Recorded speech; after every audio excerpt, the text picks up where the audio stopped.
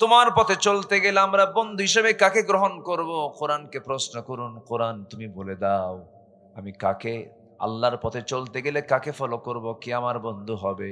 ইন্নামা ওয়ালিয়ুকুমুল্লাহু ওয়া রাসূলুহু والذين آمنوا الذين يقيمون الصلاة ويؤتون الزكاة وهم রাকিউন। জোরে বলুন আল্লাহু আকবার। আল্লাহর পথে চলতে গেলে, আল্লাহর পথে আমাকে থাকতে গেলে আল্লাহকে এক নম্বরে বন্ধু বানাতে হবে, রাসূলকে বন্ধু বানাতে হবে এবং ঈমানদারকে বন্ধু বানাতে হবে। সে কোন ধরনের ঈমানদার বন্ধু হবে? যে ঈমানদার বন্ধুগুলো নামাজ কায়েম করবে, যাকাত আদায় করবে এবং রুকুকারীর সঙ্গে তারা রুকু করবে। আমার দেশে বহু ঈমানদার আছে, নামাজ কায়েম তো দূরেই থাক, নামাজ পড়েও না, যাকাত আদায় করা তো দূরের কথা, সুদের মহাজন হয়ে বসে আছে। আর রুকু তো দেওয়া দূরের কথা, রুকুর উল্টা কাজে পথে বসে আছে। আছে না নাই? আছে। আমার বন্ধুগণ, আমার এই চলার পথে যদি কোনো ভুল হয়ে যায়, কোনো মিস্টেক যদি হয়ে যায়, সেই সময় আল্লাহ রাব্বুল আলামিন বান্দাকে বলছেন, ভুল হয়ে গেছে, সমস্যা নাই, তুই আমার দিকে আয়। কুল ইয়া ইবাদিয়াল্লাযীনা আসরাফু আলা আনফুসিহিম লা তাকনাতু মির রাহমাতিল্লাহ ইন্নাল্লাহা ইয়াগফিরুয যুনুবা জামিআ ইন্নাহু হুয়াল গফুরুর রহিম। জোরে বলুন আল্লাহু আকবার। আমাদের গুনাহ বড় না আল্লাহর রহমত বড়? বলেন বলেন বলেন বলেন। আমাদের গুনাহ বেশি না আল্লাহর রহমত বেশি? আল্লাহর রহমতের কাছে কোনো গুনাহ টিকবে না। যদি বান্দা তওবার মতো তওবা করে, যদি বান্দা ইস্তেগফারের মতো ইস্তেগফার করে, চোখের পানি ফেলে ফেলে যদি কান্দে, একটা কথা জেনে রাখবেন, দুনিয়ার সকল কান্না দিয়া মানুষকে খুশি না করতে পারলেও এক ফোঁটা চোখের পানি দিয়ে যদি আল্লাহকে খুশি করা যায়, এক ফোঁটা চোখের পানি ৭টা জাহান্নামকে নিভায়া দিয়ে সেই বান্দাকে জান্নাতে নিয়ে যাবে। আমি ভুল করার সঙ্গে সঙ্গে আমি ক্ষমা চেয়ে নেব কার কাছে? আসতে বলবেন না, কার কাছে? সে ভুলটা হবে কি ইচ্ছা করে না অনিচ্ছা করে? বলেন বলেন। ইচ্ছায়, পরিকল্পিত হতে পারে না। ইমানদার পরিকল্পিত কোনো গুনাহ করতে পারে না, কিন্তু ১৬ বছর শুধু আমরা দেখেছি পরিকল্পিত ষড়যন্ত্র করা হয়েছে, পরিকল্পিত নাটক সাজানো হয়েছে। ৬ মাস পর পরই জঙ্গি নাটক দেখেছি আমরা। এই ৮ মাস ৯ মাস চলে গেল, একটা জঙ্গি নাটক নাই। আছে নাটক? আর কোনো আস্তানা খুঁজে পায় না, কোনো অভিযানে যায় না, কোনো খোঁজ খবর আর এগুলো নাই, কোনো জঙ্গি নাটক নাই। এই নাটক যিনি বানাতেন, এই নাটকের যিনি নাট্যকার, তিনিই তো দেশে নাই, দিল্লি গিয়ে বসে আছে। হ্যাঁ,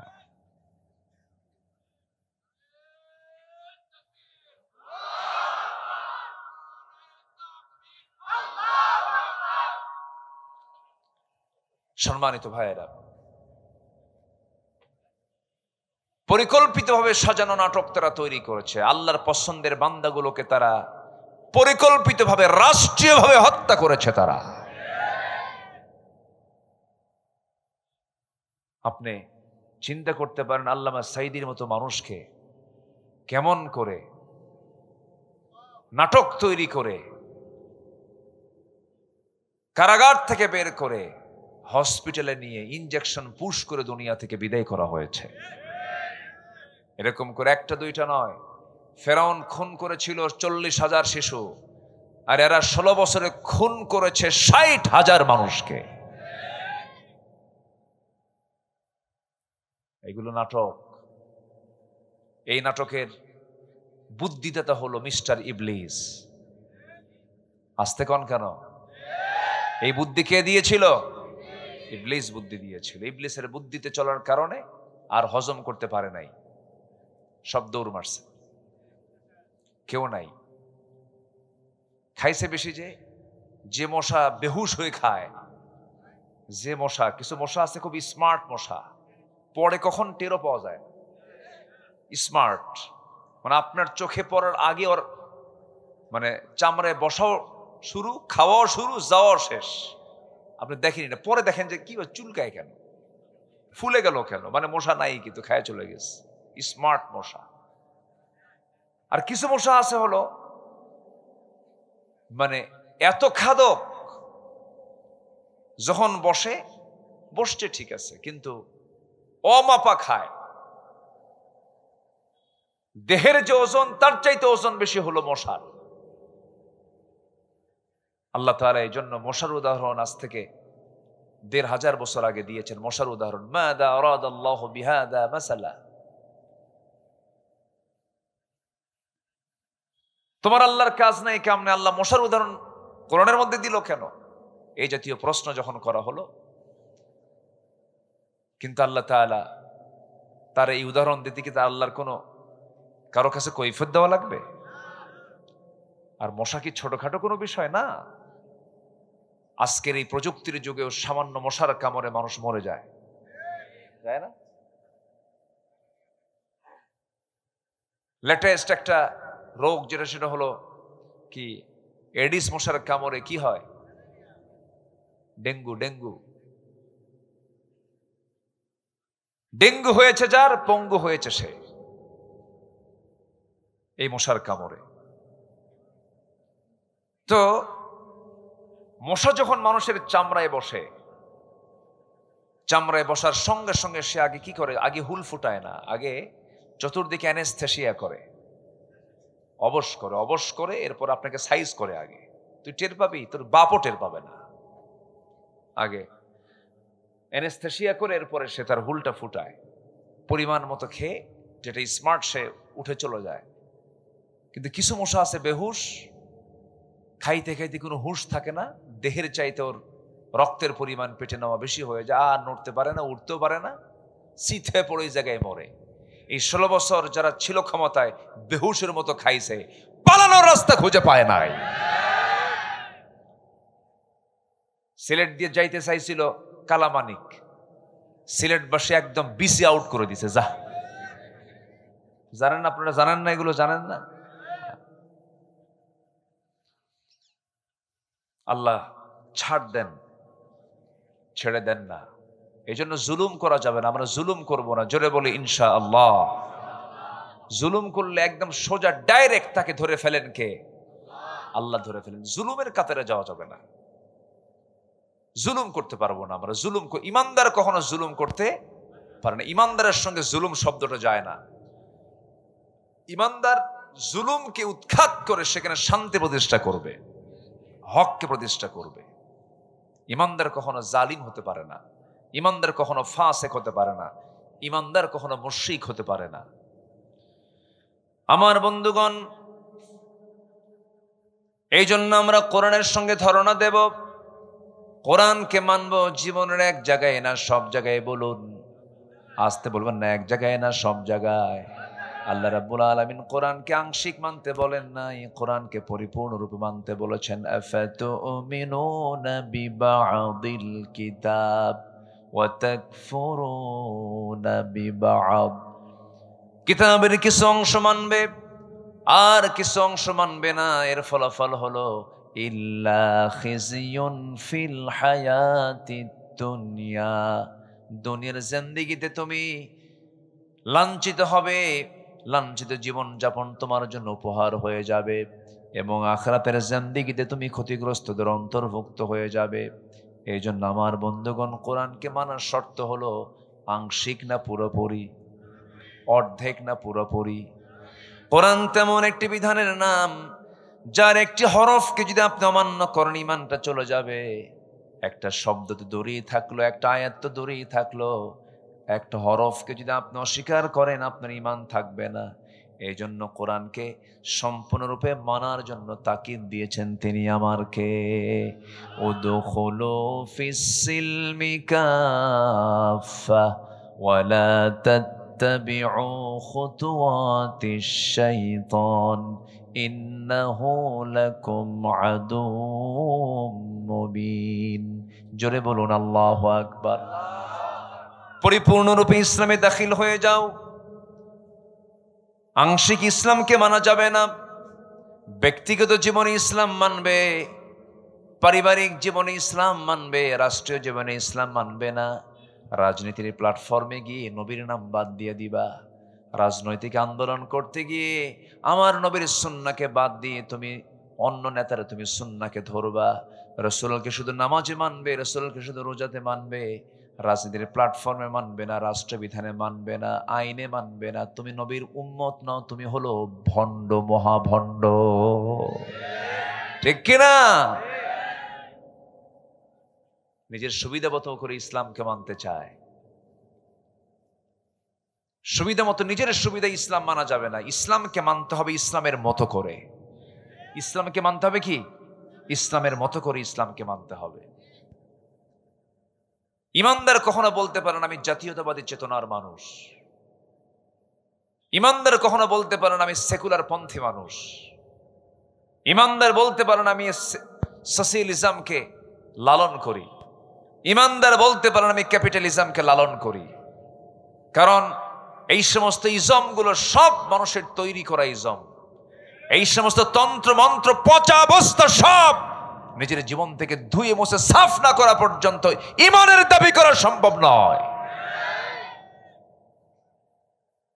তারা করতেছেন নাকি আপনারা?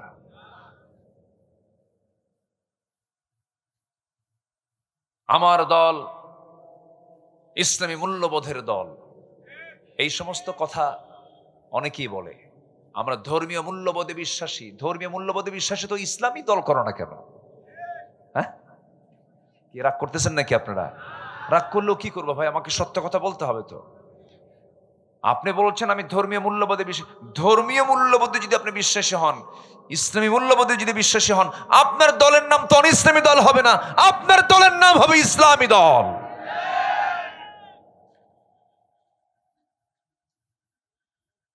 আল্লাহ পাক দল করতে বলেছেন কি, ইসলাম না অন ইসলাম?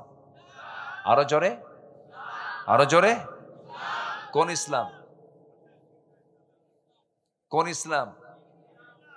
শহীদুল ইসলাম, শরীফুল ইসলাম, আরিফুল ইসলাম, না আল ইসলাম?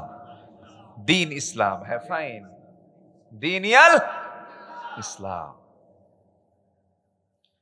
আল্লাহ রাব্বুল আলামিন বলেন ইন্নাদ-দীনা ইনদাল্লাহিল ইসলাম। আল্লাহর নিকট মনোনীত দিন একটাই, মনোনীত দল একটাই, মনোনীত জীবন বিধান একটাই, মনোনীত জীবন ব্যবস্থা একটাই, তার নাম হলো, জোরে বলেন কি? ইসলাম। ইসলামকে আমরা সব জায়গায় মানবো, জোরে বলি ইনশাআল্লাহ। আমরা কি সফল হতে চাই না ব্যর্থ হতে চাই? বলেন, সফল না ব্যর্থ? আমরা কেউ কি ফেল করতে চাই? পরীক্ষার হলে যারা অংশগ্রহণ করে, যারা যায়, যারা ছাত্র, যারা শিক্ষার্থী, কেউ কি নিয়ত করে যায় যে আমি ফেল করতে যাচ্ছি? সবার চিন্তা কি? পাশ করা। পাশ করার জন্যই হলে যাচ্ছি, পরীক্ষা দিতে যাচ্ছি। কিন্তু এরপরেও কিছু ফেল করে কিনা বলেন? ফেল করে। লাভ লস তো কিছু হয়, কিন্তু এই যে ছাত্র ফেল করলো, এই ছাত্র ফেল করার পেছনে দায়ীটাকে? ছাত্র নিজে না অন্য কেউ? ভালো করে বলবেন। কোন শিক্ষক কি চায় কোন ছাত্র ফেল করুক? কেউ চায় নাকি? কেউ কিন্তু চায় না। কোন শিক্ষকের চিন্তা এটা থাকে না। ছাত্র ফেল করে ছাত্রের দোষে। আল্লাহ রাব্বুল আলামিন বলছেন, বান্দারে কখনো তুমি ফেল করবে না যদি আমার পথকে যদি মেনে চলো, আমার পথ পন্থাকে তুমি যদি ফলো করতে পারো, তোমার কোনো ব্যর্থতা আসবে না, তোমার কোনো ফেল আসবে না। আল্লাহ রাব্বুল আলামিন কোরআনে কারীমের বিভিন্ন জায়গায় সফল হবে কারা, সফলতা পাবে কারা, তাদের ব্যাপারে বিভিন্ন জায়গায় বিভিন্ন সুন্দর করে বিভিন্ন আঙ্গিকে তিনি কথা বলেছেন। আল্লাহ রাব্বুল আলামিন সূরাতুল বুরুজের ভিতরে সুন্দর করে বলে দিচ্ছেন সফল কারা। দেখো, 9টা পয়েন্ট আমি সফলতার দিকগুলো তুলে ধরতে চাচ্ছি। নাম্বার 1 হলো ইন্নাল্লাযীনা আমানু ওয়া আমিলুস সালিহাত লাহুম জান্নাতুন তাজরি মিন তাহতিহাল আনহার যালিকাল ফাওজুল কাবীর। জোরে বলুন আল্লাহু আকবার। সফলতার দুইটা শব্দ কোরআনে আসছে। সফলতার দুইটা শব্দ কোরআনে আসছে। এক নাম্বার হলো ফাইজুন, ফাউজুন, আরেকটা হচ্ছে মুফলিহুন, তুফলিহুন, আফলাহ। এই শব্দগুলো আসছে। আল্লাহ রাব্বুল আলামিন বলেন, নাম্বার 1 হলো সফল কারা? 9টা দিক যাদের মধ্যে পাওয়া যাবে তারাই হবে সফল। এর মধ্যে 1 নাম্বার দিক হলো ঈমান এনেছে যে এবং সৎ আমল করেছে যে। ইন্নাল্লাযীনা আমানু ওয়া আমিলুস সালিহাত লাহুম জান্নাতুন তাজরি মিন তাহতিহাল আনহার। জোরে বলুন আল্লাহু আকবার। ঈমান যারা আনবে এবং নেক আমল যারা করবে তাদের জন্য ক্ষণিকের জান্নাত নয়, তাদের জন্য চিরস্থায়ী জান্নাতের বন্দোবস্ত আমার আল্লাহ তাআলা রেখে দিয়েছেন। শর্ত হলো ঈমানও আনতে হবে, নেক আমলও করতে হবে। আমার দেশে ঈমানদার লোক বেশি না নেক আমলওয়ালা লোক বেশি? বলে আমার দেশে ঈমানদার লোক বেশি না নেক আমলের লোক বেশি? বলেন। আমলের লোক বেশি না ঈমানদারের লোক বেশি? ঈমানদার বেশি না আমলওয়ালা বেশি? হ্যাঁ, আমি কিন্তু খুব ক্রিটিক্যাল প্রশ্ন করেছি। আমার দেশে আমলওয়ালা বেশি না ঈমানদার বেশি? নামাজ না পড়ুক কিন্তু ঈমান আছে, এই লোকগুলো ওঠে কেন আমি বুঝলাম না। এই ভাইজান বসেন বসেন, বসুন, নড়াচড়া করছেন কেন? এটা কি জনসভা শুধু? বলেন তো, এটা কি প্রচলিত ট্র্যাডিশনাল কি? এটা কি জনসভা? না, এটা একটি ইবাদতের জায়গা। বলি আলহামদুলিল্লাহ। এখন এটা কিসের জায়গা হয়ে গেছে বলেন তো? ইবাদতের জায়গা। এই জায়গার কোন শৃঙ্খলা ভঙ্গ যদি আপনার দ্বারা হয়ে যায়, বিশেষ করে কোরআনের মাহফিলে আপনার দ্বারা যদি কোনো শৃঙ্খলা ভঙ্গ যদি হয়ে যায়, ফেরেশতা যদি এটাকে নোট করে ফেলে যে শৃঙ্খলা ভঙ্গ হিসাবে নোট করা হলো, বলেন তো বিচার আছে কিনা? বলেন। হ্যাঁ, আছে কিনা? আছে কিনা বিচার? বলেন তো। আছে। এই সাবধান, বি কেয়ারফুল। মাহফিলকে সফল করার দায়িত্ব একার না সবার? এটাকে সফল করলে পরে আমাকে খুশি হয়ে পুরস্কার দিবেন কে? আল্লাহ তাআলা। আপনি চলে গেলে তো মাহফিল সফল হবে না। বসেন। তাহলে আমার দেশে আমল ওয়ালা বেশি না ঈমানদার বেশি? ঈমানদার বেশি। আমল দরকার নাই। বাপ হাজি মানুষ, আমি হাজি সাহেবের ছেলে, আছে কিনা বলেন? আচ্ছা, আমার দাদা মুসলমান, আমার বাপ মুসলমান, আমিও মুসলমান, আল্লাহ মানে জান্নাত না দিয়ে যাবে কোথায়? এই সমস্ত পুঁজি নিয়ে জান্নাতে যাওয়া যাবে না। জান্নাতে যাওয়ার পুঁজি এগুলো না। জান্নাতে যাওয়ার পুঁজিগুলো কি কি? আল্লাহ রাব্বুল আলামিন কোরআনে কারীমের ভিতরে বিভিন্ন জায়গায় ক্লিয়ার করে বলে দিয়েছেন, জান্নাত পাওয়ার জন্য বংশের পরিচয় দিয়ে জান্নাত পাওয়া যাবে না। বংশের পরিচয় দিয়ে যদি জান্নাত পাওয়া যেত, আবু লাহাব বহু আগে জান্নাত পেয়ে যেত। বংশের পরিচয় দিয়ে যদি জান্নাত পাওয়া যেত, আবু জেহেলও জান্নাত পেয়ে যেত। কারণ নবীর বংশের নাম কুরাইশ, আবু জেহেলের বংশের নামও কুরাইশ। বাবার পরিচয় দিয়ে যদি ছেলে জান্নাত পেয়ে যেত, অবশ্যই নূহ আলাইহিস সালাতু ওয়াস সালামের ছেলে কেনান সে জান্নাত পেয়ে যেত। আবার সন্তানের পরিচয় দিয়ে যদি বাবা জান্নাত পেয়ে যেত, অবশ্যই আজর জান্নাত পেয়ে যেত। ইব্রাহিম আলাইহিস সালাতু ওয়াস সালাম বাবা আজর জান্নাত পেয়ে যেত। বাবার পরিচয় দিয়ে ছেলে জান্নাত পাবে না, ছেলের পরিচয় দিয়ে বাবা জান্নাত পাবে না, বংশের পরিচয় দিয়ে কেউ জান্নাত পাবে না। জান্নাত পাওয়ার জন্য শর্ত হলো ঈমান এবং নেক আমল। ঈমান আছে, নেক আমল নাই, কোনো মূল্য নাই।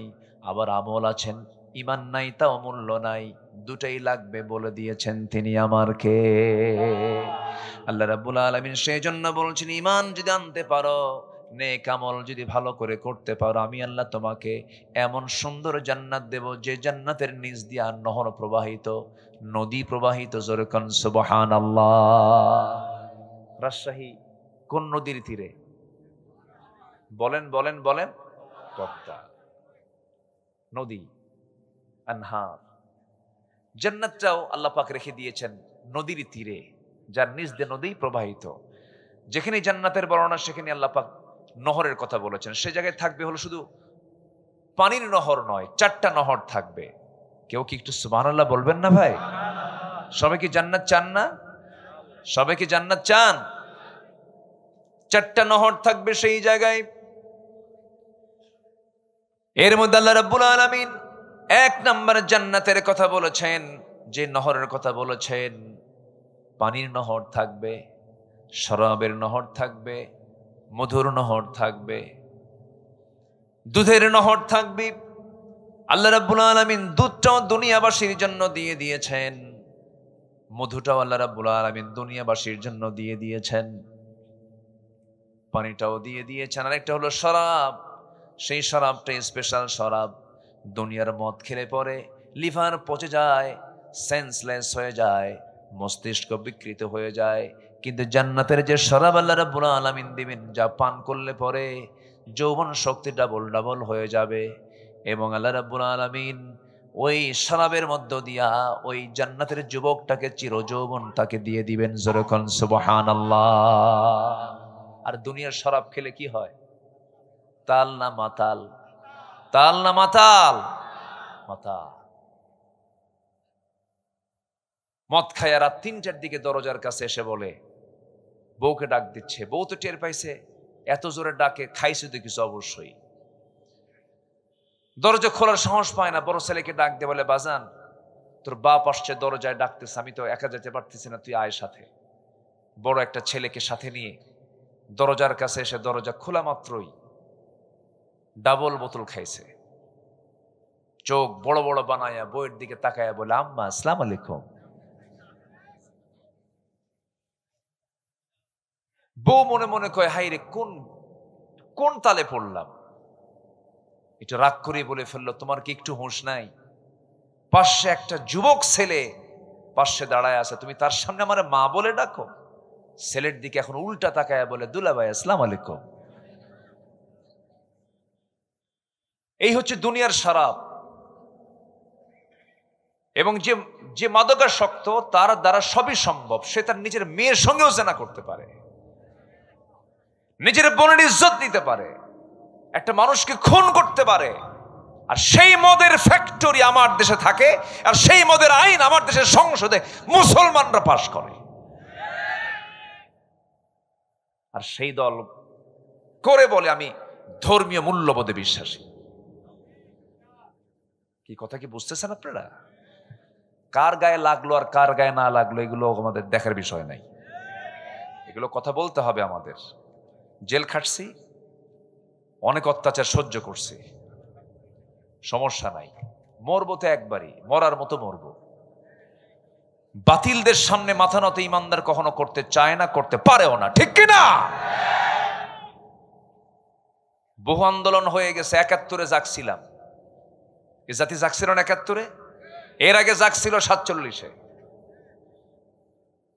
২৪-এর জুলাই আন্দোলনরা আমাদের সন্তানরা করে সফল হয়েছে, ভালো কথা, ভালো, আলহামদুলিল্লাহ। কিন্তু আমরা নতুন বাংলাদেশ দেখতে চাই, কোরআনকে সাথে নিয়ে নতুন বাংলাদেশ আমরা দেখতে চাই।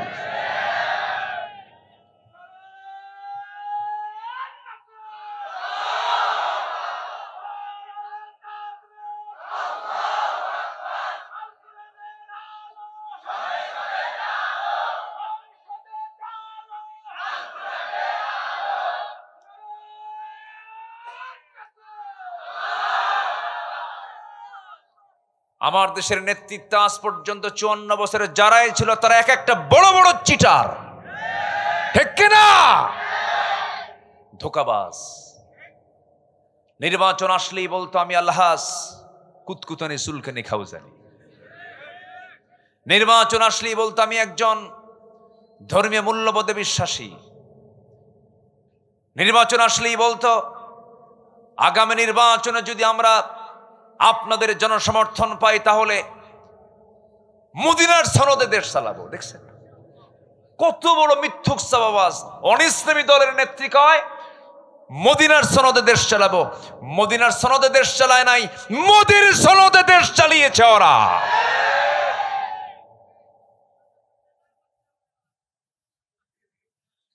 সম্মানিত ভাইয়েরা, আমরা আর চাঁদাবাজদের দৃশ্য আর বাংলার জমিনে দেখতে চাই না। যারা ভূমিদস্যু, যারা পুকুর দখল করে, ব্যবসা দখল করে, জায়গা দখল করে, ওই সমস্ত কালোবাজারিদের নেতৃত্ব দেখতে চাই না আমরা বাংলার জমিনে।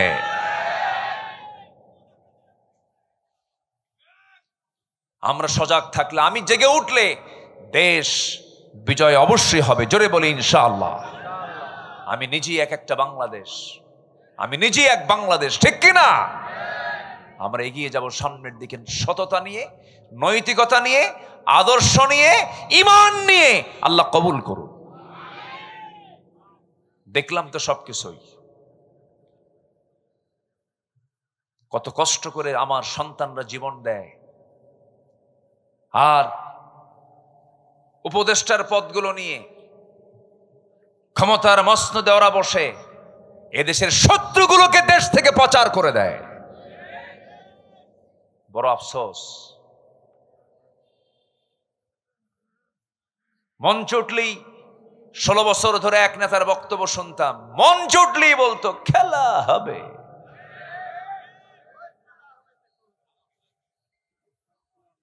শোনেন নাই? শোনেন নাই? মানুষ এত নিচু হয় কেমনে? সম্মানিত ভাইয়েরা, সম্মানিত বন্ধুগণ, অহংকারকে চূর্ণ করে দেন তিনি কে? অহংকার বান্দার দ্বারা হতে পারে। কিভাবে বলে? এই দেশ আমার বাপ স্বাধীন করছে, বলে নাই? বলছে কিনা বলেন? বলে যে কোটা আন্দোলন করলো ছাত্ররা, বললো যে না, আমাদের মেধার যাচাই হওয়া দরকার। জবাবে বলল রাজাকারের নাতিপুতিরা চাকরি পাবে। এগুলো কি বিনয়ের কথা না অহংকারের কথা? হ্যাঁ, আপনার দৃষ্টিতে বাপ অপরাধী হতে পারে, সন্তানকে কি সেই অপরাধের দায় করা যায়? ব্যক্তির অপরাধ ব্যক্তিকেই চাপিয়ে দিতে হবে, ব্যক্তির অপরাধকে আর অন্য কারো উপরে চাপিয়ে দেওয়া যাবে। সম্মানিত ভাইয়েরা, সফল হওয়ার জন্য কিচ্ছু লাগবে না। সফল হওয়ার জন্য 1 নাম্বার লাগবে হলো ঈমান। কি লাগবে বলেন? আরো জোরে বলেন, কি লাগবে? সাইয়েদনা ওমর ফারুক ছিলেন শাসক, কিন্তু সাথে লাগাতে হবে ঈমানদার শাসক, ঠিক কিনা? কি শাসক বলেন? ঈমানদার শাসক। আমার দেশে অনেক পরিবর্তন হয়ে যেত, অনেক আগেই হয়ে যেত, যদি আমরা একটা শাসক শুধু না বসায় যদি ঈমানদার শাসক বসাতাম। কি শাসক বসাতাম বলেন? ঈমানদার। ঈমানদার শাসক কাকে বলে? সাইয়েদনা ওমর ফারুকের দিকে তাকান, ঈমানদার শাসক কাকে বলে? সাইয়েদনা আবু বকর রাদিয়াল্লাহু আনহুর দিকে তাকান, ঈমানদার শাসক কাকে বলে? সাইয়েদনা ওসমান জিন্নুরাইনের দিকে তাকান। ঈমানদার শাসক কাকে বলে? সাইয়েদনা আলীর দিকে তাকান। কি তাদের শাসন কার্য ছিল, কি তাদের সুন্দর করে খেলাফত পরিচালনা ছিল। তারা এই শাসনটাকে বিশাল জবাবদিহিতা মনে করে, আখিরাতে জবাব দিতে হবে এই বিষয়ে খুব স্পর্শকাতর মনে করে তারা এই দায়িত্বগুলো পালন করেছেন। সাইয়েদনা ওমর ফারুক রাদিয়াল্লাহু আনহু একদিন আবেগ আপ্লুত হয়ে বলছেন, ও আমার ভাইয়েরা, ফোরাতের তীরে যদি একটা কুকুর অনাহারে মারা যায়, ইরাকের রাস্তা খারাপের কারণে গর্তের মধ্যে যদি উটের পা পড়ে, যদি উটের পা ভেঙে যায়, উটের পা কেন ভাঙলো, কুকুর কেন অনাহারে মারা গেল, কিয়ামতের দিন এই উট নিয়ে, এই কুকুর নিয়ে এটার জবাব দিতে হবে আমার আল্লাহর আদালতে। কি তাদের চিন্তা ছিল! প্রথম খলিফা সাইয়েদনা আবু বকর সিদ্দিক রাদিয়াল্লাহু তাআলা আনহু যখন খেলাফতের দায়িত্ব পেলেন, ইন্তেকাল করেছেন মুহাম্মদ সাল্লাল্লাহু আলাইহি ওয়াসাল্লাম। তিনি যখন দুনিয়া থেকে বিদায় নেবেন, জামাতে নামাজ পড়তে পারছেন না। জামাতে নামাজ পড়ার জন্য যে শক্তি দরকার, সেই শক্তিটুকু আমার নবীর দেহে ছিল না। আজান শুনেছেন, বেলাল আজান দিয়েছেন, তিনি ওঠার চেষ্টা করছেন, মাথা চক্কর মেরে পড়ে যেতে লাগলেন। আমাদের আম্মা জান আয়েশা সিদ্দিক রাদিয়াল্লাহু তাআলা আনহা তাকে ধরে ফেললেন, বলছেন ইয়া রাসূলুল্লাহ, আপনার মনে হয় জামাতে নামাজ পড়তে পারবেন না, গায়ে কোনো শক্তি নাই। নবীজি বলছেন আয়েশা রে, বিষক্রিয়া শুরু হয়ে গেছে আমার দেহের ভিতরে। ইহুদিরা আমার খাদ্যের মধ্যে যে বিষ ঢুকিয়ে দিয়েছিল তার বিষক্রিয়া আমার দেহে এখন শুরু হয়ে গেছে, প্রচন্ড কষ্ট হচ্ছে আয়েশা, আমি মনে হয় বাঁচবো না। আজান তো দিল আমার বেলাল, নামাজের রক্ত চলে এসেছে, আমার মুসল্লায় কে দাঁড়াবে? আয়েশা তুমি আমার পক্ষ থেকে জানিয়ে দাও, আমার মুসল্লায় আমার দায়িত্ব পালন করার জন্য আমি কাউকে মনোনয়ন দিলাম না, আমার আবু বকর যেন আমার দায়িত্ব পালন করে নেয়, মানে পরবর্তী খেলাফতের দায়িত্ব আমার আবু বকরই পালন করবে। নামাজের নেতৃত্ব দেবে যে, দেশের নেতৃত্ব দেবে সে, তাহলে শাসক হবে, নামাজেরও ইমাম, রাষ্ট্রেরও। আমার দেশে কি দুই ডিপার্টমেন্ট, দুই ডিপার্টমেন্ট না, ব্যক্তি হবে একজন আর জায়গা দুইটা, নামাজ এবং রাষ্ট্র, ইমাম এবং রাষ্ট্র, রাষ্ট্র এবং ইমাম কি ব্যক্তি কয়জন হবে? একজন, কাজ কয়টা? দুইটা। নামাজের দায়িত্ব যিনি পালন করবেন, রাষ্ট্রের দায়িত্ব তিনি পালন করবেন। আমার নবী তাই শিখিয়ে গেছেন। মদিনার তিনি ইমাম ছিলেন, আবার রাষ্ট্রেরও তিনি নেতা ছিলেন, আবার তিনি চিফ জাস্টিস ছিলেন, তিনি বিচার কার্য ফায়সালা করতেন। এক ব্যক্তি বিচারক, এক ব্যক্তি ইমাম, আর একই ব্যক্তি হলেন কি? শাসক। আবু বকর সিদ্দিক রাদিয়াল্লাহু তাআলা আনহু যখন শুনতে পেলেন নবীজি তাকে ইঙ্গিত করেছেন, নবীর মুসল্লায় তিনি দাঁড়িয়ে গেলেন, নামাজ শুরু করবেন। আকামত শেষ হয়ে গেছে, যখন তেলাওয়াতের সুরটা যখন চেঞ্জ হয়ে গেছে, নতুন ইমাম দাঁড়ায় গেছে, সাহাবায়ে কেরামদের মধ্যে কান্নার রোল পড়ে গেল, কান্নায় ভেঙ্গে পড়ছেন সাহাবায়ে কেরাম। আহারে, সারা জীবন নামাজ পড়েছে যার পেছনে, আজকে তাকে পাচ্ছি না, সব হাওমাও করে কাঁদতেছেন। রাসূল বলছেন আয়েশা আমাকে একটু ধরো তো, আমাকে জানালার কাছে নিয়ে যাও। জানালার কাছে নিয়ে যাওয়া হলো, আমার নবীজি জানালার কাছে চলে গেলেন, তাকে ধরে রাখলেন আম্মা জান আয়েশা সিদ্দিক রাদিয়াল্লাহু তাআলা আনহা। নামাজের দৃশ্যগুলো দেখতেছিলেন, কেমন করে আমার সাহাবীরা রুকু করে সিজদা করে, সাহাবে কেরামদের কান্নার আওয়াজ শুনে নবীজিও কান্নায় ভেঙ্গে পড়লেন, চোখের কোনা বেয়ে বেয়ে টপ টপ করে পানি পড়া শুরু হলো, দুই গাল ভিজে গেল। আমার নবীজিকে আম্মা জান আয়েশা সান্ত্বনা দিয়ে বলছেন ইয়া রাসূলুল্লাহ আপনি কাঁদেন কেন? কান্নার তো কোনো কারণ নেই, আপনার সাহাবীরা আল্লাহর হক আদায় করছেন, নামাজ আদায় করছেন, তারা জামাতে জামাতে, আপনি কেন কান্নাকাটি করছেন? রাসূল বলছেন আয়েশা মানুষ দুটার সময় বেশি কান্না করে, একটা হলো চরম দুঃখের সময়, আর একটা হলো চরম আনন্দের সময়। আল্লাহর কসম করে বলছে আয়েশা রে, এখন এই মুহূর্তে আমার যে তুমি চোখে পানি দেখতেছো, আমার যে কান্না দেখছো, এটা আমার দুঃখের নয়, এটা আমার চরম আনন্দের চোখের পানি বের হচ্ছে। তুমি কি জানো আয়েশা, এই নামাজ কায়েমের সংগ্রাম করতে গিয়া তায়েফের ময়দানে আমাকে কাফেররা মারতে মারতে দাগ করে ফেলেছিল, রক্তাক্ত করে ফেলেছিল, আমাকে মেরে ফেলার জন্য সব আয়োজন সম্পন্ন করেছিল এই নামাজ কায়েমের জন্য। আয়েশা উহুদের ময়দানে তারা দান্দান মোবারক আমার শহীদ করে দিয়েছে, দেখো দাঁত দুইটা নাই আমার। এই যে তায়েফের দাগে, তায়েফের আঘাতে গোটা শরীরটা আমার ক্ষত বিক্ষত হয়ে আছে, দুটা দাঁত ভেঙে গেছে উহুদের প্রান্তরে।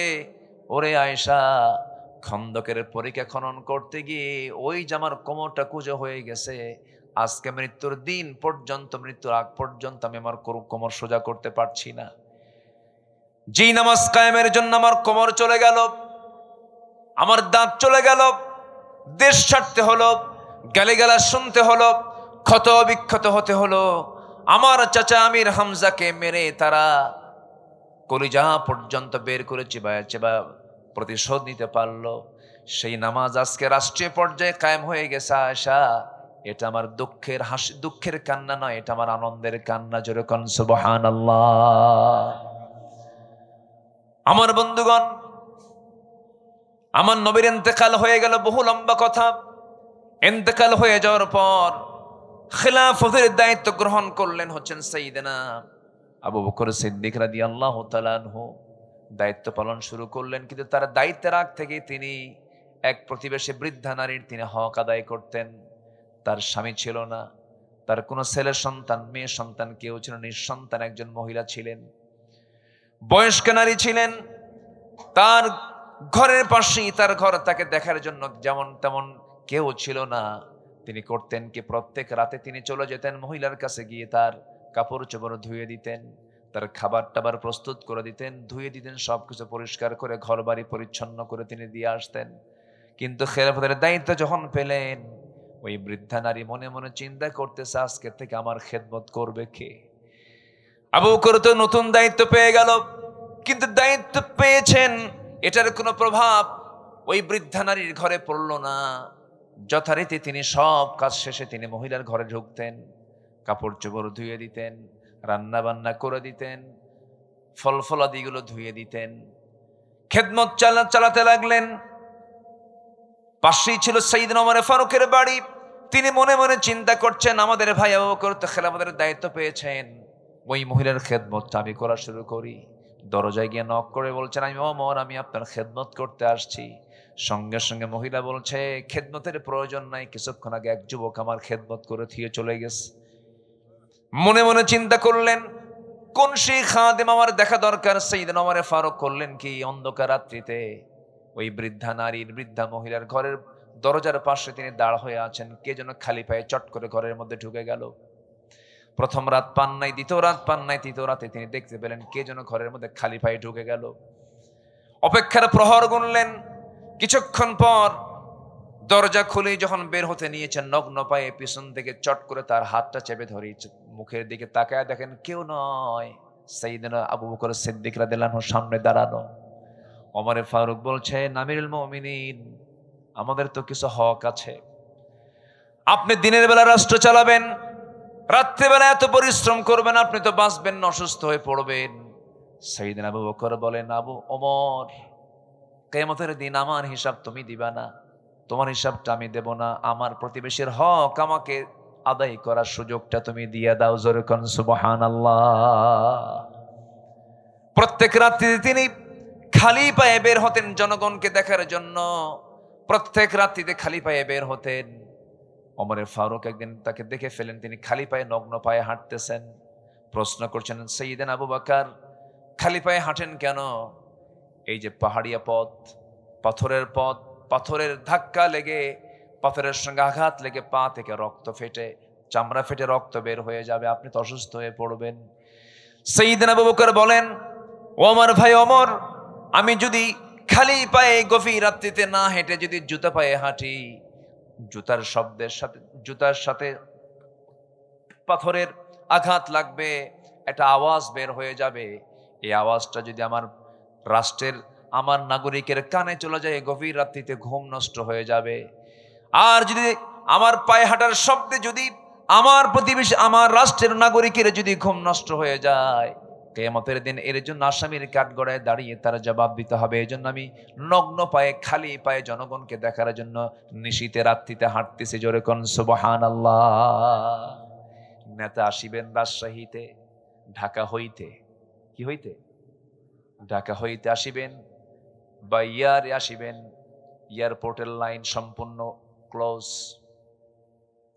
ভিভিআইপি আসিবেন, ঠিক আছে কিনা?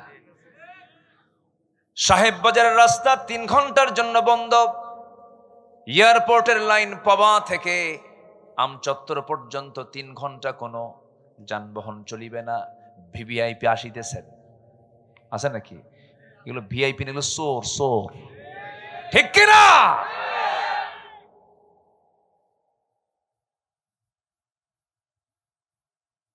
সাইয়েদনা আবু বকর সিদ্দিক রাদিয়াল্লাহু তাআলা আনহু, নাগরিকের ঘুমের যেন ব্যাঘাত না হয়, জুতার সাথে পাথরের একটা ধাক্কা লাগবে, আওয়াজটা নাগরিকের কানে চলে যাবে, ঘুম নষ্ট হবে, এই জন্য তিনি খালি পায়ে হাঁটতেন। জোরে কোন সুবহানাল্লাহ। কি চেতনা তাদের মধ্যে কাজ করত! আমার বন্ধুগণ, কথার তো কোনো শেষ নাই। 2 বছরের খেলাফতের দায়িত্ব পালন করেন, কয় বছর বলেন? 2 বছর। ইন্তেকাল করলেন। ওমরে ফারুক রাদিয়াল্লাহু তাআলা আনহু খেলাফতের দায়িত্ব গ্রহণ করলেন। এখন তো এই মহিলার খেদমত করার জন্য কেউ নাই, তিনি ইন্তেকাল করেছেন। যেই দিন তিনি দায়িত্ব পেয়েছেন, সেই ওমরে ফারুক সেই রাত্রিতে মহিলার ঘরে চলে গেছেন, দরজায় নক করেছেন। মহিলা জানে না প্রথম খলিফা ইন্তেকাল করেছেন। দরজায় নক করার সঙ্গে সঙ্গে দরজা খুলে গেছে। প্রয়োজনীয় সমস্ত খেদমত গুলো সম্পূর্ণ করলেন। সবকিছু ধুয়ে টুয়ে ক্লিয়ার করে তিনি ঘর থেকে বের হয়ে আসলেন। বুড়ি মহিলা খেজুর খেতে বসেছেন, পরিষ্কার করে দিয়ে তার সামনে খেজুরগুলো রেখে আসছেন ওমর ফারুক রাদিয়াল্লাহু তাআলা আনহু।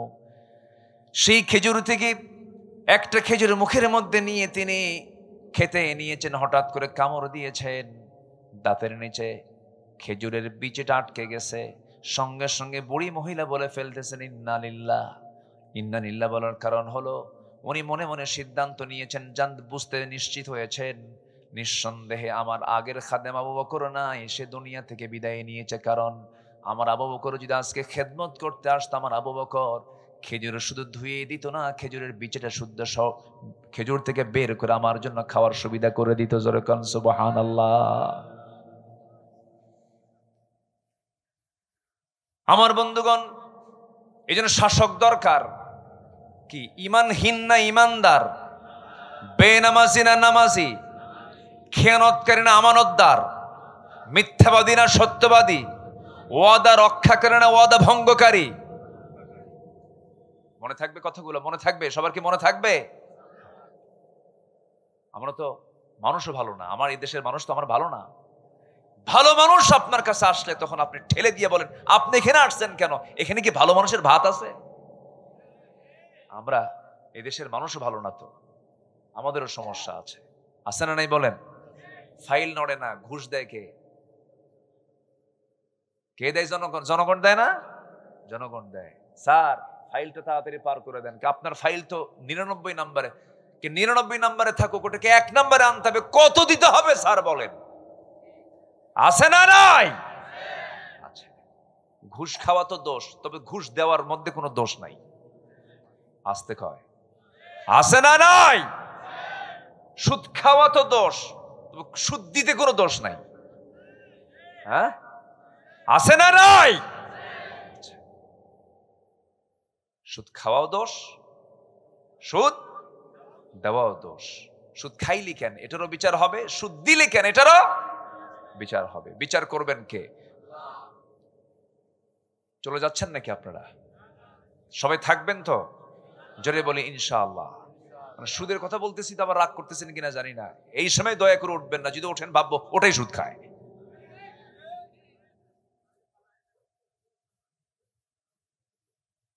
সুদ, সুদের মহামারী চলছে, সুদের মহামারী। এত সুদ আজকে আর সমাজে, আল্লাহ। তবে পবাতে মনে হয় সুদ নাই। পবাতে সুদ আছে?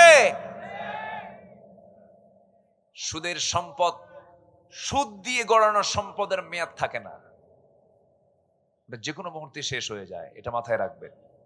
আল্লাহর কাছে এই জন্য বলতে হয়, আল্লাহ আমাকে বরকতময় রিজিক দাও। কি রিজিক বলেন? বলেন, জোরে বলেন, কি কি রিজিক? বরকতময়, বরকতে ভরা রিজিক তুমি আমারে দাও। হাজার হাজার কোটি টাকার মালিক, শান্তি নাই।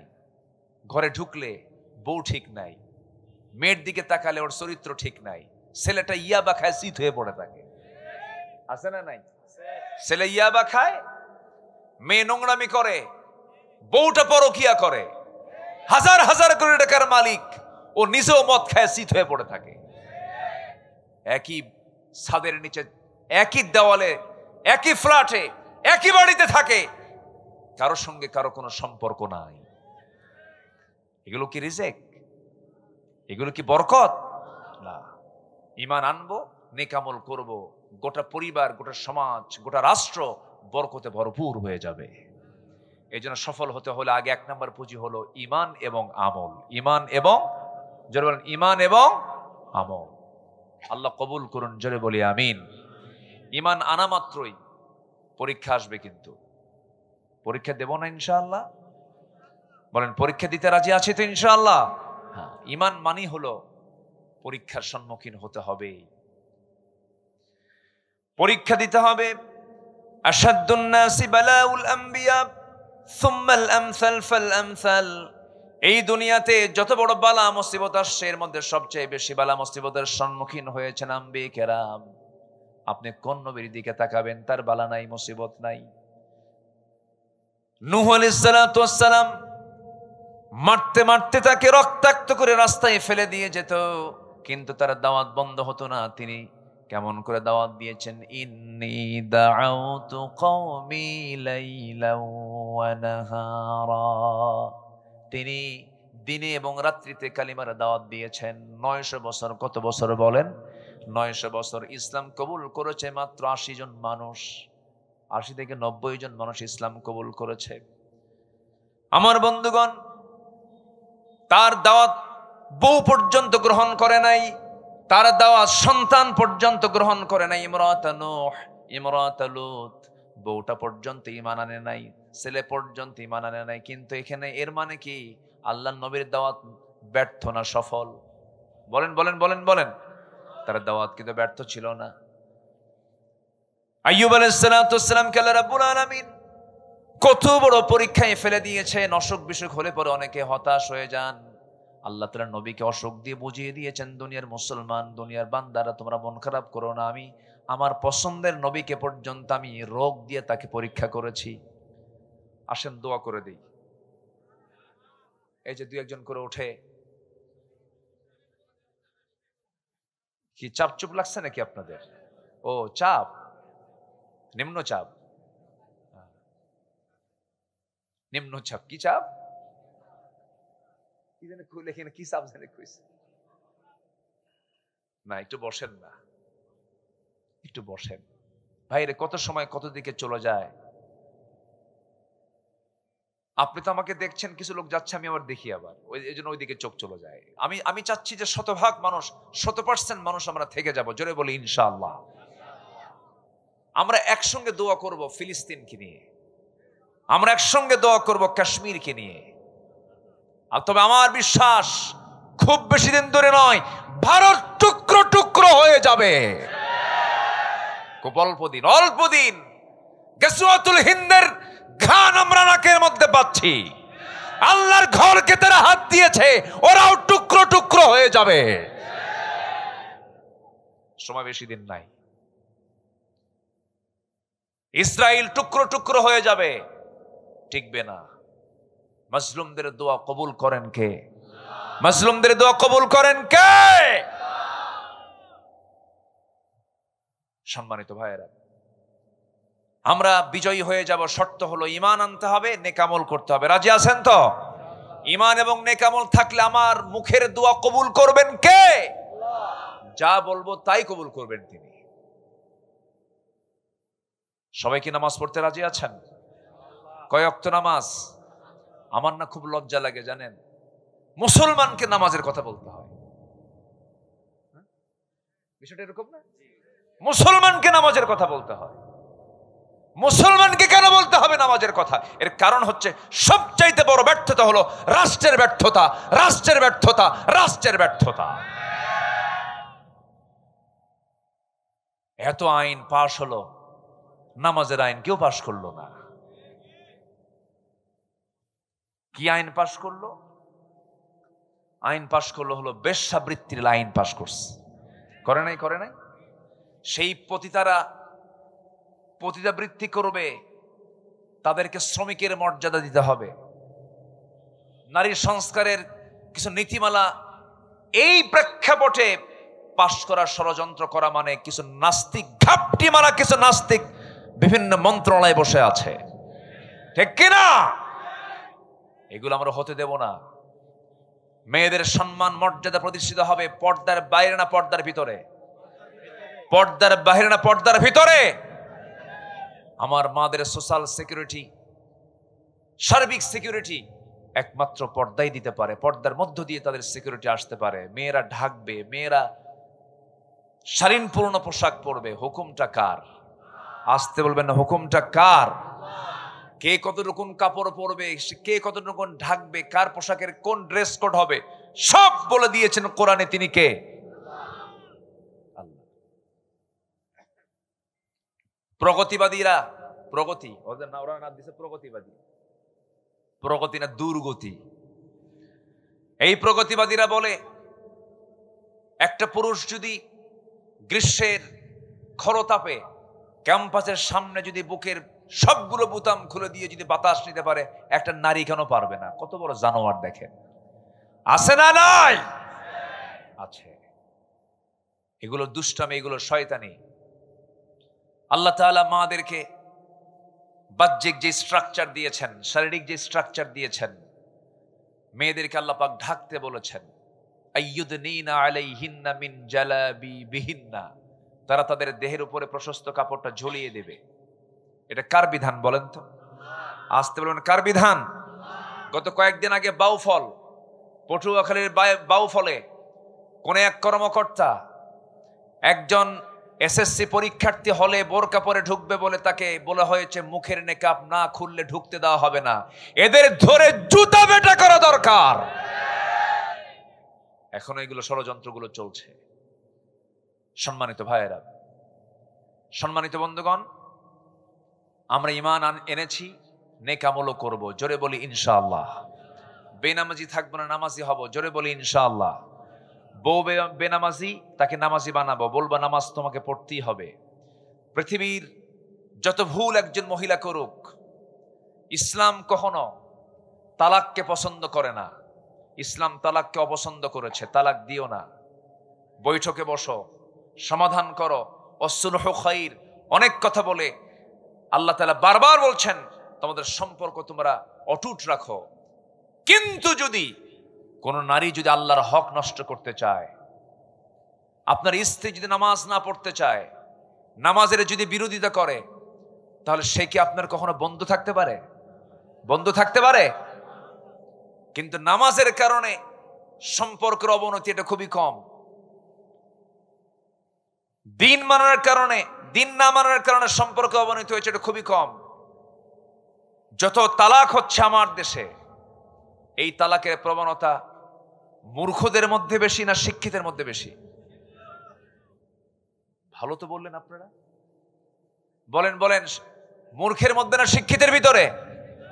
নামাজ নিয়া, রোজা নিয়া, ইবাদত নিয়া, পর্দা নিয়া না, বরঞ্চ পর্দায় থাকি কেন? চাকরি করব না কেন? কি ঠিক কিনা বলেন? আমার যোগ্যতা আছে, আমি কেন বের হব না? সমান অধিকার। কি অধিকার বলেন? সমান অধিকার। নারী এবং পুরুষকে ইসলাম কখনো সমান অধিকার দিতে পারবে না, বরঞ্চ নারীকে আল্লাহ তাআলা পুরুষের চাইতে বেশি অধিকার দিয়ে দিয়েছে। আপনি সমান অধিকার চান কেন? সম্পত্তি বেশি পায় কে, পুরুষ না মহিলা? ভালো করে বলবেন। বাপ মরে গেছে, সন্তান রেখে গেছে, ছেলে 2 বিঘা, মেয়ে কয় বিঘা পাবে? কে বেশি পাইল না কম পাইল? বাপেরটা কম পাইছে, কিন্তু আয় 10 টাকা, ব্যয় 0। আয় 10 টাকা, ব্যয় 0। আর পুরুষের আয় 10 টাকা, খরচ 15 টাকা। খরচ কি? তাহলে সম্পদ বেশি থাকলো কার? বলেন, কার কার বেশি থাকলো? কার বেশি থাকলো? যার সম্পদের কোনো ক্ষয় নাই তার নাম হলো নারী। ইসলাম এত মূল্য দিয়েছে, হাজার হাজার কোটি টাকার মালিক হবে আপনার বউ, 1 টাকাও যদি খরচ না করে আপনার সংসারে, কোনো গুনাহ হবে না। কি ঠিক কিনা বলেন? কিন্তু দায়িত্ব হলো স্বামীর, তাকে খরচ করতে হবে, ফরজ মনে করে খরচ করতে হবে। হ্যাঁ, যদি আপনার স্ত্রী যদি খরচ করেন, এটাই হেসান, ভালো, উত্তম কাজ। কিন্তু খরচ না করলে এতে কোনো যায় আসে না। তাহলে ইসলাম কি নারীকে ঠকাইছে মনে হয় নাকি? বোঝে না মায়েরা, উল্টা পাল্টা এমনি একটা কথা বলে যে আমাদের এমনি বস্তাবন্দি করে রাখছে, ঘরের মধ্যে রাখছে, রান্না বান্না করার জন্য রাখছে। ভুল কথা এগুলো। সন্তান কার পেটে থাকে? তো আপনার সন্তান একটা পুরুষের পেটে ঢুকায় দেন, মা দেন, ঢুকায়া ঢুকবে? পুরুষ কি সন্তান ধারণ করে না? তাহলে যার সাথে, যার পেটের সাথে, যার দেহের সাথে সন্তানের সম্পর্ক জুড়ে আছে, ডিপার্টমেন্ট সম্পূর্ণ ভিন্ন, তাদের কর্ম ভিন্ন, তাদের ক্ষেত্র ভিন্ন, ঠিক কিনা? বোঝে না, বোঝে না। আল্লাহ পাক নারীকে কি দাম দিয়েছেন জানেন? প্রশ্ন করবেন হাদিসে, হাদিস বলে দাও জান্নাত কোথায়? হাদিস বলে দিচ্ছে জান্নাত মায়ের পায়ের নিচে। যেরকম সুবহানাল্লাহ। এরপরেও কই ইসলাম ঠকাইছে। ইসলাম কি ঠকাইছে? এগুলো ভুল কথা, এগুলো বোঝে না, জানে না, এই জন্য এই সমস্ত কথাগুলো বলা হয়। জানেন এই পৃথিবীতে একজন নারী দুনিয়াতে বসে জান্নাতের খাবার খেয়েছেন, বলেন কোন মহিলা? মারিয়াম। যেরকম সুবহানাল্লাহ, যেরকম সুবহানাল্লাহ। চিন্তা করা যায় জান্নাতের খাবার দুনিয়াতে বসে খাইয়েছেন আল্লাহ পাক একটা নারীকে। জান্নাতের খাবার খাইয়ে দিলেন কেন? জাকারিয়া আলাইহিস সালাতু ওয়াস সালাম তার খেদমতের দায়িত্বে ছিলেন। এই বাইতুল মুকাদ্দাসের পাশে একটা ঘর ছিল, সেই ঘরে তাকে রাখা হলো। তিনি যখন খাবার দিয়ে আসতেন তালা খুলতেন, খাবার দিয়ে আসতেন, তালা মেরে আবার চলে আসতেন। হঠাৎ করে 3টা দিন তার স্মৃতি থেকে মুছে গেছে, মারিয়ামকে খাবার দিয়ে আসতে হবে। 3 দিন একটানা যান নাই। হঠাৎ করে তার মনে হলো জাকারিয়া আলাইহিস সালাতু ওয়াস সালাম 3 দিনের মাথায় গিয়ে দরজা খুলে দেখেন মারিয়াম সুন্দর করে বসে আছেন, সামনে কোনো সমস্যা নাই। কিন্তু তার সামনে অসময়কালীন ফলমূলগুলো। আম হয় কোন মৌসুমে বলেন? এই গ্রীষ্মকালে, ঠিক আছে না? গ্রীষ্মকালে আমের মৌসুম, কিন্তু শীতকালে আপনার নরমাল, এখন হয়তো 12 মাসই আম থাকে, সেটা ভিন্ন কথা, কিন্তু আমের মৌসুম তো এটাই মৌসুম। এই সময় অসময়কালীন ফলমূলগুলো তার সামনে কে যেন সুন্দর করে সাজিয়ে রেখেছে। বলা হলো মারিয়াম আন্না লাকি হাদা ইয়া মারিয়াম। কোরআনে এগুলো কথা আছে না নাই বলেন তো? আন্না লাকি হাদা ইয়া মারিয়াম, মারিয়াম তুমি এই সমস্ত খাবারগুলো কোথায় পেয়েছো? সুন্দর করে মারিয়াম জবাব দিচ্ছেন ক্বালাত হুয়া মিন ইনদিল্লাহ।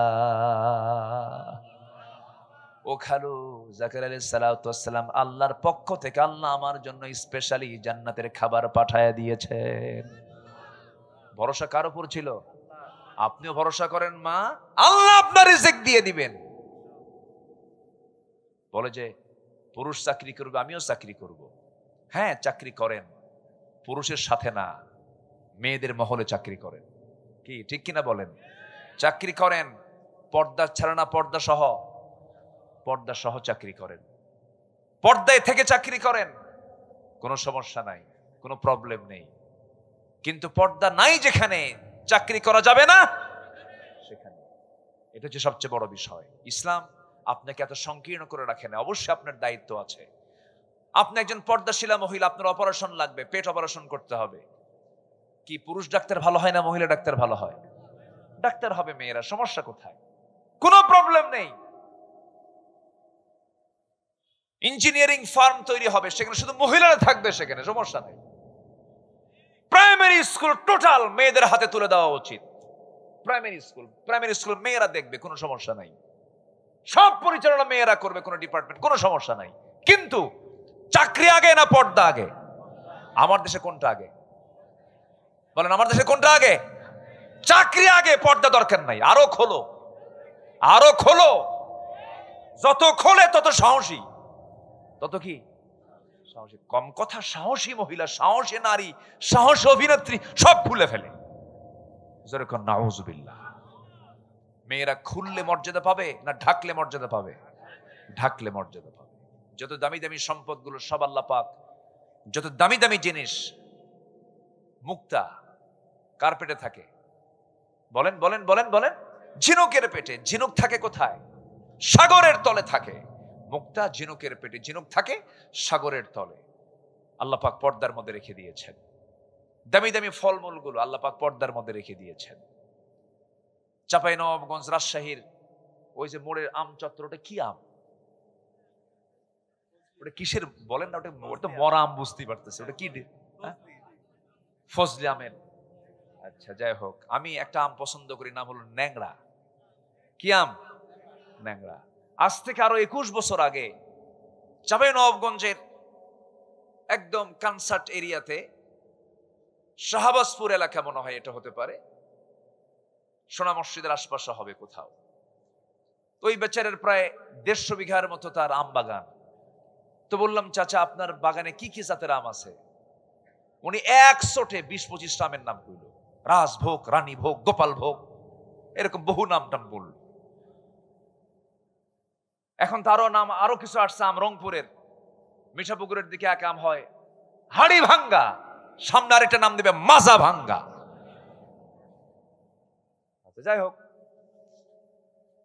তো বললাম যে চাচা আমার তো একটা আম পছন্দ খুব, কিন্তু আমের নামটা ভালো হয় নাই কেন, কি নাম? ন্যাংরা। আমি বললাম আচ্ছা ন্যাংরার নামটা আসলো কেমন, এটার তফসিরটা বলেন। তো বলতেছে মনে হয় ন্যাংরা কোনো লোক এই গাছটা লাগাইছিল, বুঝলেন? তো এই আম আল্লাহ পাক কি পর্দায় রেখেছেন না পর্দা ছাড়া রেখেছেন? যদি কোনো আম বিক্রেতা, রাজশাহীর কোন আম বিক্রেতা সাহেব বাজার সেই মার্কেটের সামনে, নিউ মার্কেটের সামনে যদি আম বিক্রি করতে নিয়ে বসে, ভাবে যে আম যখন বেচতেই বসেছি জনগণ কষ্ট না পাক, একটা কাজ আগায় দেই, আম সিলে বিক্রি করব। পাবলিক আসবে না মাসি আসবে? সেটা কোন মাসি? দেখছেন কি কয়, যে মাসি জায়গায় অজায়গায় পড়ে ওই মাসি আসবে, মৌমাছি আসবে না। মৌমাছি বোঝে এটা ঠিক না, এটা পর্দা নাই। আল্লাহু আকবার বলেন। মৌমাছি কি অজায়গায় বসে না জায়গায় বসে? বলেন বলেন বলেন। কারণ মৌমাছি সংগ্রহ করে আমার আপনার ঔষধ। আল্লাহু আকবার বলেন। অ্যান্টিবায়োটিক ঔষধ। কি ঔষধ? অ্যান্টিবায়োটিক। আপনার ঘা হয়েছে, কেটে গেছে, ফেটে গেছে, মধু লাগায় দেন, ঠিক হয়ে যাবে। মধু, এই মধুর ডিপার্টমেন্ট আল্লাহ পাক ছেড়ে দিয়েছেন মানুষের হাতে না মৌমাছির হাতে? মানুষের হাতে কেন দেন নাই বলেন? চোর।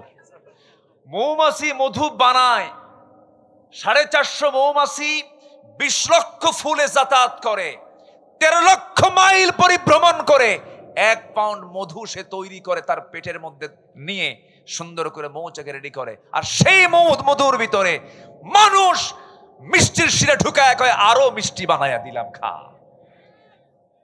কত বড় হারামি মানুষ! এই কথা কি বুঝতেছেন? এই জন্য আল্লাহ বলতেছে যে মধু আমি তোদের দিলাম না, যা মৌমাছিকে দিলাম, ওর ডিপার্টমেন্ট। ওয়াত আনিত্তাখিদি মিনাল জিবালি বুয়ুতা ওয়া আওহা রাব্বুকা ইলান নাহলি আনিত্তাখিদি মিনাল জিবালি বুয়ুতা। কি বলে, গাছের ডালে বাসা বাঁধো, তারপরে বাসার প্রাসাদের নিচ দিয়ে বাসা বাঁধো। মৌমাছির যে মৌচাক, কিয়ামত পর্যন্ত কোন আর্কিটেক্ট ইঞ্জিনিয়ার একটা মৌচাক বানাতে পারবেন। আল্লাহু আকবার বলেন।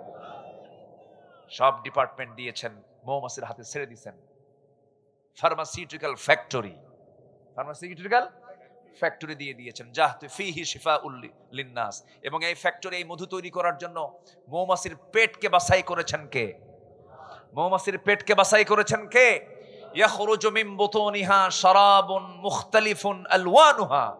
কি হয়? ইয়াখরুজু, বের হয়, মিন বুতুনিহা, তার পেট থেকে, শারাবুন, কি শারাব, পানীয়, ড্রিঙ্কস, আলওয়ানুহা মুখতালিফুন, বিভিন্ন রং বেরঙের।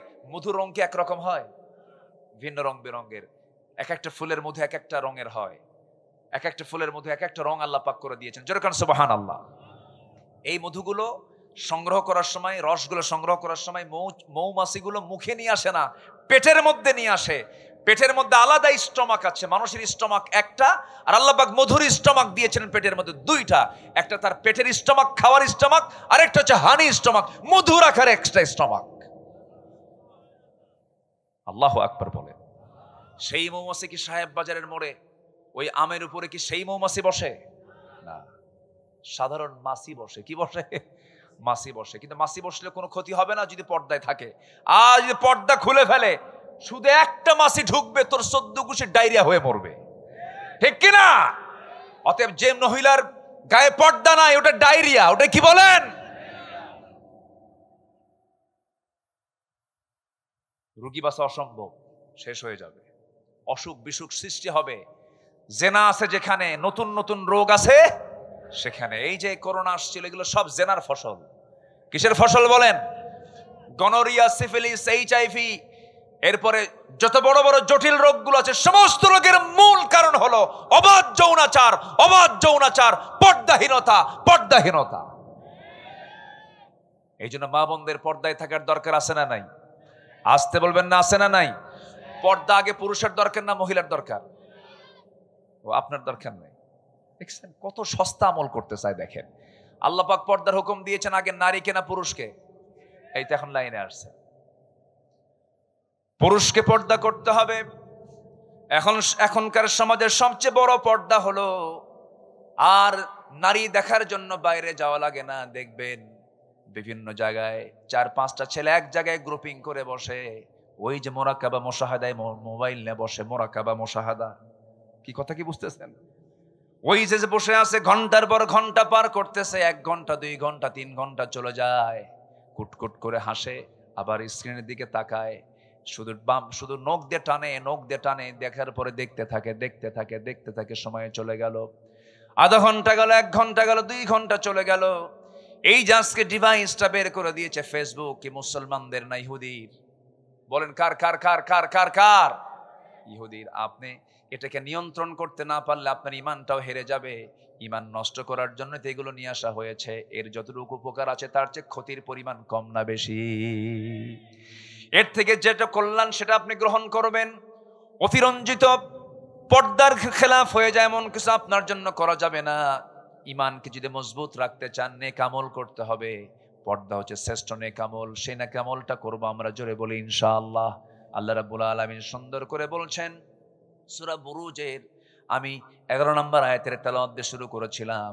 9টা কাজ করলে পরে আমরা সফল হব। 1 নম্বর কাজ চলতেছিল। নাম্বার 1 হলো ঈমান যারা আনবে, নেক আমল যারা করবে, তারা ফাউজুন কাবীর, তারা মহাসফল হয়ে যাবে।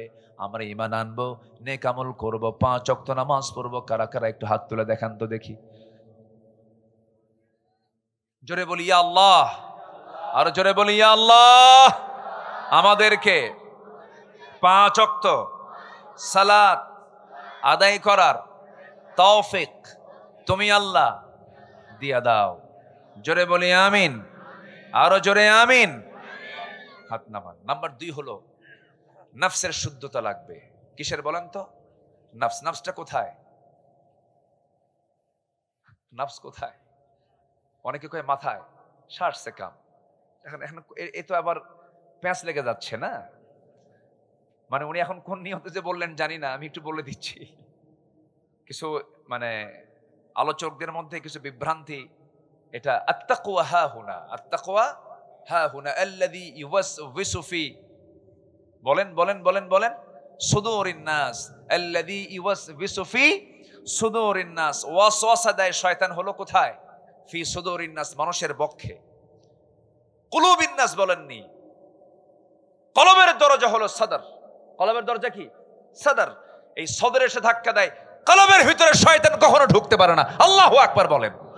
ইয়াসআলুনাকা আনির রূহ কুলির রূহু মিন আমরি রাব্বি। অতএব নফস এই জায়গায়, আত্তাকওয়া হা হুনা, তাকওয়াটা এই জায়গা থেকে আমার সৃষ্টি করতে হবে। এটা যার ঠিক থাকবে তার সব ঠিক থাকবে। যেরকম সুবহানাল্লাহ। আল্লাহ রাব্বুল আলামিন বলেন, সফল হতে চাও, নাম্বার 2 হলো 1 নাম্বার ঈমান আনবে, নেক আমল করবে। নাম্বার 2 হলো পরিশুদ্ধিতা নিয়ে আসবে, তাজকিয়াতুন নফস নিয়ে আসতে হবে, নফসের শুদ্ধতা নিয়ে আসতে হবে। ক্বাদ আফলাহা মান তাযাক্কা ওয়া যাকারা ইসমা রাব্বিহি ফাসাল্লা বাল তু'থিরুনাল হায়াতাদ দুনিয়া ওয়াল আখিরাতু খায়রুন ওয়া আবকা إن هذا لفي الصحف الأولى صحف إبراهيم وموسى। জোরে বলুন আল্লাহু আকবার। সফল হওয়ার জন্য 9টা আমল। কয়টা আমল বলেন? 9টা আমল। নাম্বার 1 হলো ঈমান, নেক আমল। নাম্বার 2 হলো পরিশুদ্ধিতা, তাজকিয়াতুন নফস, নফসের শুদ্ধতা দরকার। নামাজ আছে, রোজা আছে, হজ আছে, যাকাত আছে, দান সদকা আছে, কিন্তু নফস ঠিক নাই। দান সদকা দিলে পরে হুজুরকে বলে দে, হুজুর এত টাকা দান করলাম, জোরে একটা স্লোগান মারেন, তাছাড়া দিব না। এ আছে না নাই বলেন তো? এটা আমার নামটা বড় করে বলেন, কি ওর কি দান হইছে? আজ থেকে দান হইছে কি ওর দান?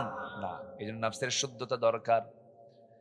নামাজে আসি 5 ওয়াক্ত, আমারে কমিটির মধ্যে রাখে না। ও নামাজই পড়ে না, ও কমিটির মধ্যে আছে। এ কি আছে না নাই বলেন? তাহলে ও নামাজ পড়তেছে কি হওয়ার জন্য? কমিটির সদস্য হওয়ার জন্য। তাহলে পরিশুদ্ধিতা হলো না। নাম্বার 3 হলো সত্যবাদী হতে হবে। সত্যবাদী হবে যারা, সফল হবে তারা। আল্লাহ রাব্বুল আলামিন সত্যবাদীদের ব্যাপারে বলছেন, যারা সত্যবাদী হবে, যালিকাল ফাওজুল আযীম, তারাই হবে মহা সাফল্যে সাফল্যবান। নাম্বার 4 হলো তাকওয়া অর্জন করবে যারা, তারা সফল হবে।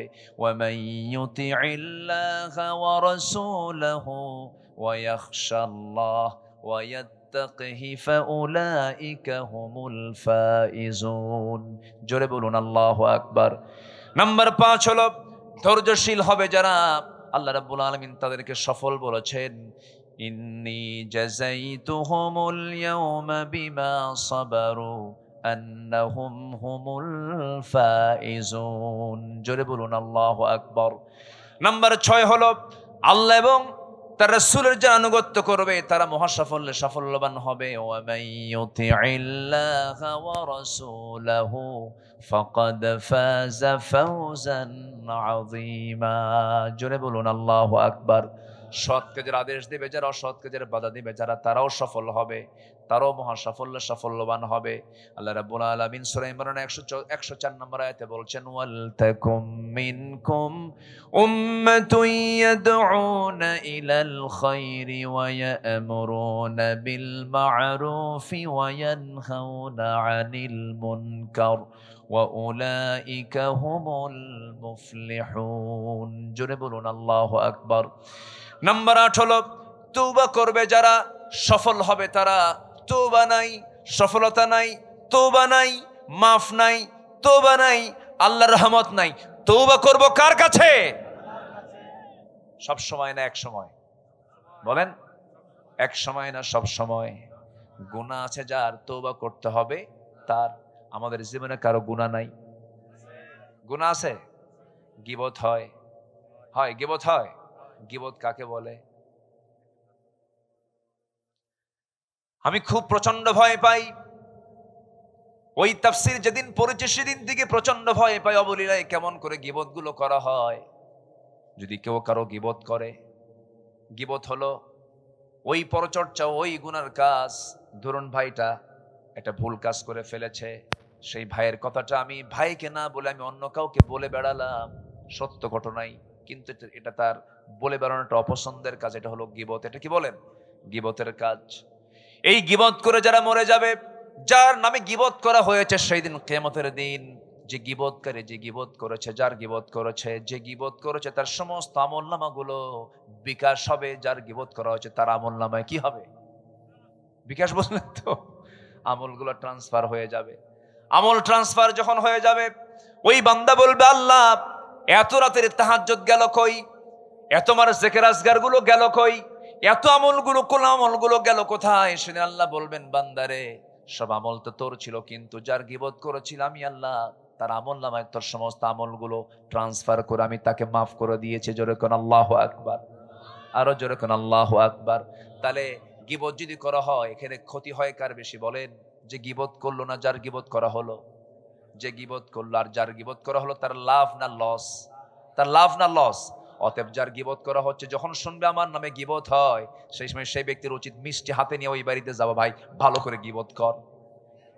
ঠিক আছে না? ভালো ভালো করে গীবত কর। তুই আমার আমল, তোর আমল নামা আমার আমল নামা দিয়ে দিচ্ছিস, ভালো করে গীবত কর। গীবতের ধারে বসে যাব না। গীবত মানে হলো যার গীবত করছেন তার উপকার করা। তার কি করা? উপকার করা, আপনার ক্ষতি বয়ে আনা।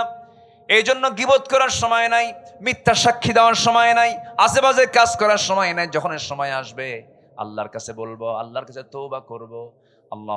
আল্লাহর কাছে তওবা করার বিভিন্ন পন্থা আছে। সাইয়্যিদুল ইস্তিগফার আছে, সাইয়্যিদুল ইস্তিগফারটা আমরা পড়ব।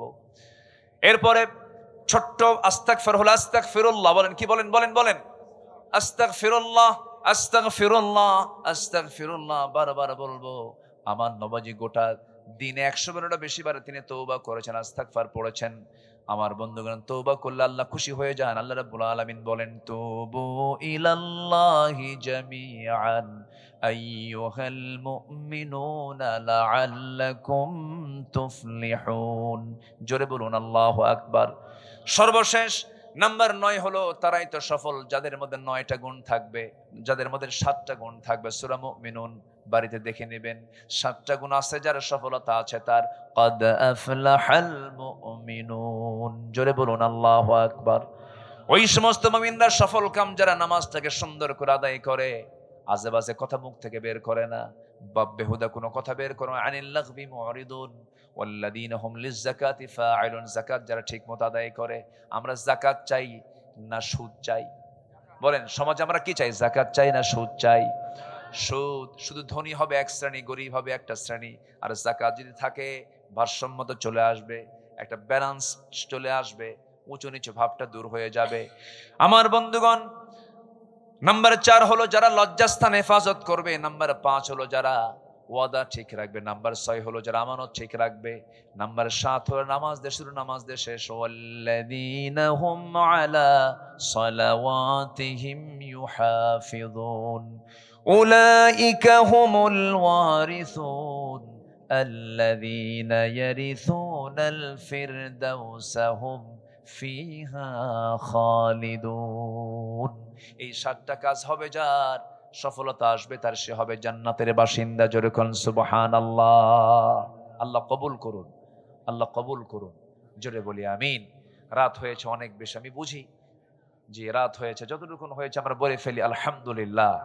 আমরা নামাজের মতো করে বসি, নামাজের মতো করে বসি। এটা কি চাতাল নাকি ধানের? হ্যাঁ, খুব ভালো তো।